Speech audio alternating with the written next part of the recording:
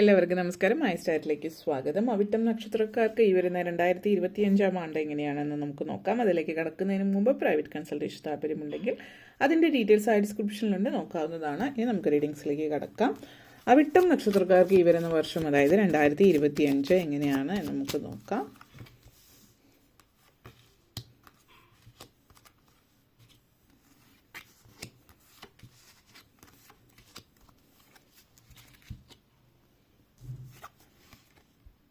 Knight of Pentacles, High Priestess, Eight of Swords, Death card,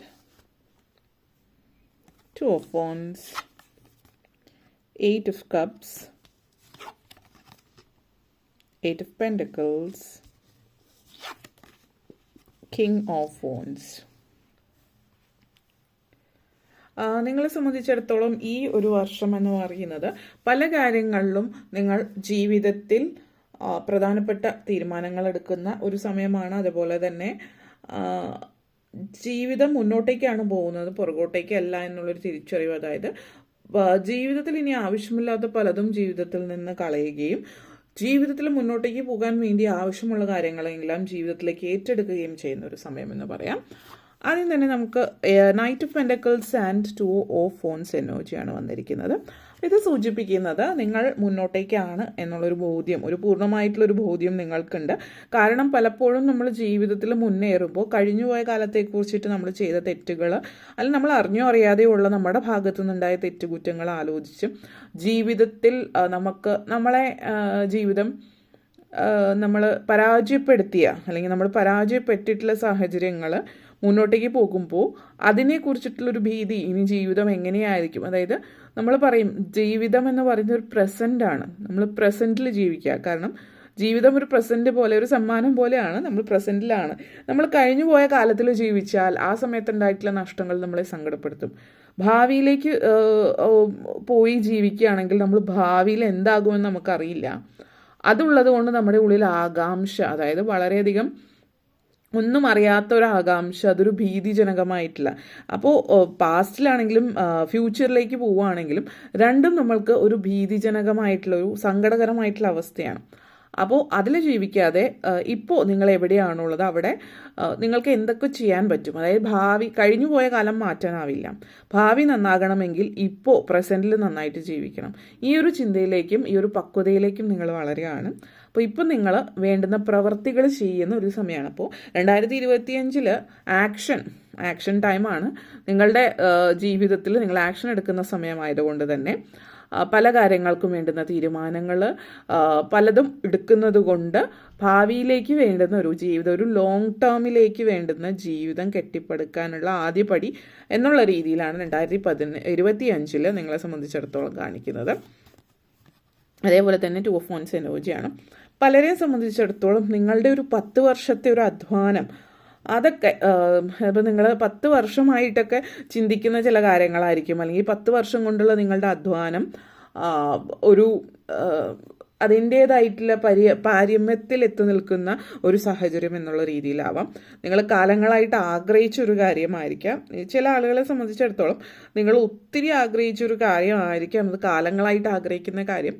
നിങ്ങൾ ആഗ്രഹിച്ചത് നടക്കാതെ പോയിട്ടുള്ളത് നിങ്ങളുടെ മക്കളിലൂടെ സാധിക്കുന്നതുമാവാം. ചില ആളുകളെ സംബന്ധിച്ച് നിങ്ങൾ വിദേശത്തേക്കൊക്കെ പോകാൻ ആഗ്രഹിച്ചിട്ടുണ്ടാവാം, പക്ഷേ നിങ്ങൾക്കത് സാധ്യമായില്ല.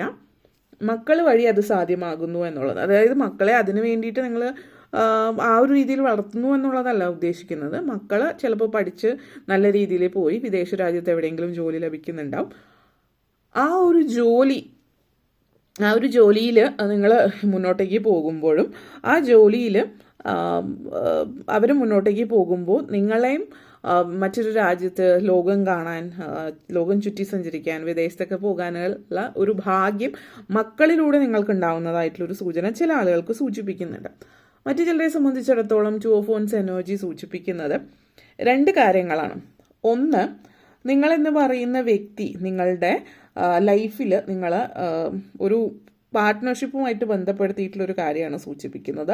നിങ്ങളൊരു സംരംഭം തുടങ്ങുന്നതായിരിക്കാം, ഒരു പാർട്ട്ണർഷിപ്പ് അതുപോലുള്ള ഒരു സിറ്റുവേഷൻ, ഒരു വലിയൊരു സ്ഥാനത്തേക്ക് പോകുന്നത് അത് അല്ലെങ്കിൽ നിങ്ങളുടെ കമ്പനി മറ്റൊരു കമ്പനിയുമായിട്ട് കൊളാബറേഷൻ, എന്തെങ്കിലും പാർട്ട്ണർഷിപ്പ്, അതുപോലുള്ള കാര്യങ്ങൾ, അങ്ങനെയുള്ള പല കാര്യങ്ങളായിരിക്കും സൂചിപ്പിക്കുന്നത്. ചില ആളുകളുടെ ജീവിതത്തിൽ ഇത് വിവാഹവും ആവാം സൂചിപ്പിക്കുന്നത്.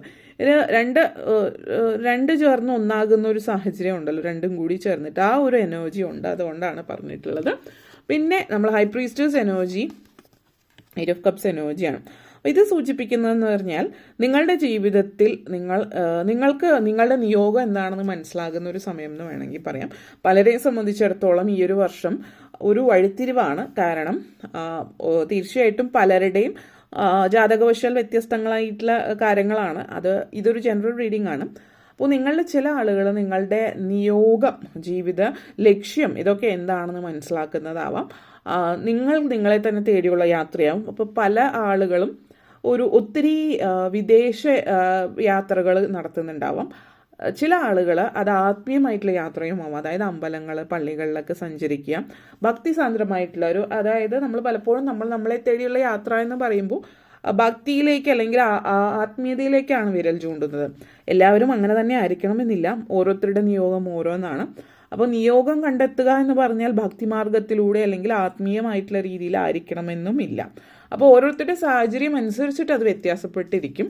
എന്ത് തന്നെയായാലും നിങ്ങൾ പലരും ജീവിതം എന്ന് പറയുന്ന ഒരു യാത്രയാണ്. അതുകൊണ്ട് ആ വഴിയിൽ കണ്ടുമുട്ടിയ പല ആളുകളും ജീവിതകാലം മുഴുവൻ നിങ്ങളോടൊപ്പം ഉണ്ടാകില്ല എന്നുള്ളൊരു സത്യം നിങ്ങൾ മനസ്സിലാക്കുന്ന ഒരു സാഹചര്യമാണ്. അപ്പോൾ പല ബന്ധങ്ങളും ഈ ഒരു 2025 വെച്ചിട്ട് അതിൻ്റെ ഒരു പാരമ്യത്തിൽ എത്തി നിൽക്കുകയാണ്. നിങ്ങൾക്ക് തന്നെ ഓൾറെഡി അറിയാം, ഈ ഒരു ബന്ധം നിങ്ങൾക്ക് മുന്നോട്ടേക്ക് ഒരു തരത്തിലും കൊണ്ടുപോകാൻ പറ്റുന്നില്ല. പക്ഷെ ബന്ധം വിട്ടുകളയണോ വേണ്ടയോ എന്നുള്ളത് നിങ്ങളുടെ ഒരു വളരെ സെൻസിറ്റീവ് ആയിട്ടുള്ള വ്യക്തി ആയതുകൊണ്ടാവാം.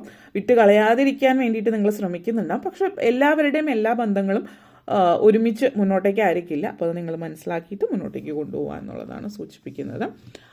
അതോടൊപ്പം തന്നെ നിങ്ങളെ സംബന്ധിച്ചിടത്തോളം നെക്സ്റ്റ് വന്നിട്ട് 8 of swords and 8 of pentacles എനർജിയാണ്. അപ്പോൾ ഇതിവിടെ സൂചിപ്പിക്കുന്നത് നിങ്ങൾ വിചാരിച്ചാൽ നടക്കാത്തതായിട്ടൊന്നുമില്ല. നിങ്ങളുടെ നിങ്ങളുടെ ലൈഫ് നിങ്ങളുടെ കൈകളിൽ തന്നെയാണ്. നിങ്ങളായിട്ട് തീരുമാനമെടുത്താൽ ജീവിതത്തിൽ മുന്നോട്ടേക്ക് കൊണ്ടുപോകാവുന്നതാണ്. പ്രത്യേകിച്ച് ലോണോ അല്ലെങ്കിൽ എന്തെങ്കിലും സാമ്പത്തികമായിട്ടുള്ള പ്രതിസന്ധികൾ നേരിട്ട് കൊണ്ടിരിക്കുന്ന വ്യക്തിയാണ് നിങ്ങളെങ്കിൽ ഇതൊരിക്കലും ഈ ലോണൊക്കെ എങ്ങനെ ഇപ്പോഴത്തെ അവസ്ഥ വെച്ചിട്ടാണ് നിങ്ങൾ ചിന്തിക്കുന്നത്. അപ്പോൾ എല്ലാവരും നമുക്ക് ടെൻഷൻ വരാൻ കാര്യം നമ്മളെല്ലാവരും ചിന്തിക്കുന്നത് നമ്മളിപ്പോൾ എവിടെയാണ് നിൽക്കുന്നത്. അതിനനുസരിച്ചിട്ടാണ് എല്ലാ ആളുകളും പലപ്പോഴും ഞാൻ പറയാറുള്ള ഒരു കാര്യമാണ്, ക്ലാസ്സസ് എടുക്കുമ്പോൾ പറയാറുള്ള കാര്യമാണ്. അല്ലെങ്കിൽ അതായത് നമ്മൾ ചിന്തിക്കുന്നത് നമ്മൾ എവിടെയാണ് നിൽക്കുന്നത് ആ സ്ഥലത്ത് നിന്ന് പ്രസൻറ്റിലാണ് നമ്മൾ ജീവിക്കേണ്ടത്. പക്ഷെ നമ്മൾ ചിന്തിക്കുമ്പോൾ ഇപ്പോൾ പറ്റാത്തത് കൊണ്ട് തന്നെ ഇതൊന്നും എന്നെ കൊണ്ട് നടക്കില്ല എന്നുള്ളതാണ്. പക്ഷെ ഭാവിയിൽ നിങ്ങൾ എവിടെയാകാം, ഭാവിയിൽ ആ ഒരു സിറ്റുവേഷനിൽ എത്തുമ്പോൾ അപ്പോൾ നമ്മൾ ഓൾറെഡി തന്നെ നമ്മളുടെ മനസ്സിൽ ഞാൻ ഇന്ന കാര്യം ചെയ്യും എന്നുള്ളത് ഇപ്പോഴത്തെ അവസ്ഥ വച്ചിട്ടല്ലാതെ നിങ്ങൾക്ക് അങ്ങനത്തെ ഒരു നല്ല അവസ്ഥ വരുമെന്ന പോസിറ്റീവ് ആറ്റിറ്റ്യൂഡ് മൈൻഡിലുണ്ട് എങ്കിൽ ചിന്തിക്കുക നേരത്തെ തന്നെ നമ്മളുടെ ഇപ്പോഴത്തെ അവസ്ഥ വച്ചിട്ടല്ല, ലോണൊന്നും അടച്ചു തീർക്കാൻ പറ്റില്ല നിങ്ങളുടെ ഇപ്പോഴത്തെ അവസ്ഥ വെച്ചിട്ട് നിങ്ങൾ ചിന്തിക്കുന്നുണ്ടെങ്കിൽ അങ്ങനെയല്ല. നിങ്ങളുടെ സിറ്റുവേഷൻസ് മാറുന്നുണ്ട്. പക്ഷെ ആദ്യം തന്നെ നിങ്ങളുടെ മനസ്സ് മാറുക. പലരെയും സംബന്ധിച്ചിടത്തോളം പുതിയ ബിസിനസ്സൊക്കെ സ്റ്റാർട്ട് ചെയ്യുന്നുണ്ട്. ഇതിനു മുമ്പ് ബിസിനസ്സിൽ തോൽവി സംഭവിച്ചിട്ടുള്ള ചില ആളുകൾ ആദ്യം നിങ്ങളുടെ മനസ്സ് മാറ്റാനായിട്ട് ശ്രമിക്കുക. അതിന് നിങ്ങളുടെ ചുറ്റുമുള്ള ഈ പറഞ്ഞ പോലെ നെഗറ്റീവായിട്ടുള്ള ആളുകളിൽ നിന്ന് അകന്നു നിൽക്കുകയാണ് ഫസ്റ്റ് ചെയ്യേണ്ടത്. അതിനി ആര് തന്നെ ആയാലും. പിന്നെ ചില കാര്യങ്ങളൊന്നും എല്ലാവരോടും വിളിച്ച് പറയാതിരിക്കുക. നിങ്ങളുടെ പ്ലാനൊന്നും എല്ലാവരോടും വിളിച്ച് പറയരുത്. അത് വളരെ രഹസ്യമായിട്ട് വേണം ചെയ്യാൻ. മറ്റുള്ളവരിൽ നിന്ന് നിങ്ങൾക്ക് ആ ഒരു രീതിയിൽ പ്ലാൻ ചെയ്യുമ്പോൾ മറ്റുള്ളവരെ പലരെയും കൂട്ടത്തിൽ കൂട്ടാത്തവരുണ്ട്. അവരെ കൂട്ടത്തിൽ കൂട്ടാതിരിക്കുക. നിങ്ങൾക്കറിയാം അതാരാണെന്ന് എടുത്തു പറയുന്നില്ല. അപ്പോൾ death card and king of phones എനർജിയാണ്. അപ്പോൾ ഡെത്ത് കാർഡ് എനർജി പറയുന്നത് നേരത്തെ പറഞ്ഞ പോലെ 2025 കടക്കുമ്പോൾ പലതരത്തിലുള്ള മാറ്റങ്ങൾ ഉണ്ടാകുന്നുണ്ട്. വളരെ പ്രധാനപ്പെട്ട പല മാറ്റങ്ങളിലൊന്നാണ് നിങ്ങളെന്ന് പറയുന്ന വ്യക്തിയിൽ തന്നെ മാറ്റം ഉണ്ടാകുന്നുണ്ട്. നിങ്ങളുടെ ചുറ്റിനും മാറ്റം ഉണ്ടാകുന്നുണ്ട്. നിങ്ങൾ എന്താണെന്നും നിങ്ങളുടെ ജീവിതം എങ്ങനെയായിരിക്കണം എന്നൊക്കെ ഉള്ളത് നിങ്ങൾ പഠിക്കുന്ന ഒരു സമയമാണ്. അപ്പോൾ പല കാര്യങ്ങളിലും ഉണ്ടാകുന്ന ഒരു മാറ്റത്തോടൊപ്പം തന്നെ ദിനചര്യയിൽ മാറ്റങ്ങൾ ഉണ്ടാവുന്നുണ്ട് മൊത്തത്തിൽ. ചില ആളുകളെ സംബന്ധിച്ചിടത്തോളം മക്കളുടെ കാര്യത്തിൽ പ്രധാനപ്പെട്ട തീരുമാനം എടുക്കുന്നുണ്ട്. കാരണം ഇതുവരെ നിങ്ങൾ കുറച്ചൊന്ന് സെൻസിറ്റീവായിട്ട് അല്ലെങ്കിൽ ഇമോഷണലായിട്ടായിരിക്കും മക്കളുടെ കാര്യങ്ങൾ തീരുമാനിക്കുക. പക്ഷേ ഇനി അങ്ങോട്ടേക്ക് പ്രാക്ടിക്കലായിട്ട് ചിന്തിക്കുന്നുണ്ട്. അതായത് ചിലപ്പോൾ അവരുടെ ആ ഒരു കുട്ടിത്വവും കളി ചിരി അല്ലെങ്കിൽ അവരുടെ ആ ഇതിൽ വീണ് പോയിട്ടുണ്ടാവും. പക്ഷേ അവരുടെ നല്ല ഭാവിക്ക് വേണ്ടി പ്രധാനപ്പെട്ട ഒരു തീരുമാനവും നിങ്ങൾ എടുക്കുന്നതായിട്ട് കാണിക്കുന്നുണ്ട്. കിങ് ഓഫ് ഫോൺസ് എനർജിയാണ് നെക്സ്റ്റ് വന്നിട്ടുള്ളത്. ഇത് നിങ്ങളെ സംബന്ധിച്ചിടത്തോളം നിങ്ങൾ മറ്റൊരു രാജ്യത്തേക്ക്, ചില ആളുകൾക്ക് വിദേശ രാജ്യത്തേക്ക് പോകാനുള്ള യോഗമുണ്ട്. അത് നിങ്ങൾ വിദേശത്ത് ഉള്ളവരാണ് ഓൾറെഡി എങ്കിൽ കുടുംബത്തെ കൂടി കൊണ്ടുപോകാനുള്ള ഒരു അവസരം സൂചിപ്പിക്കുന്നുണ്ട്.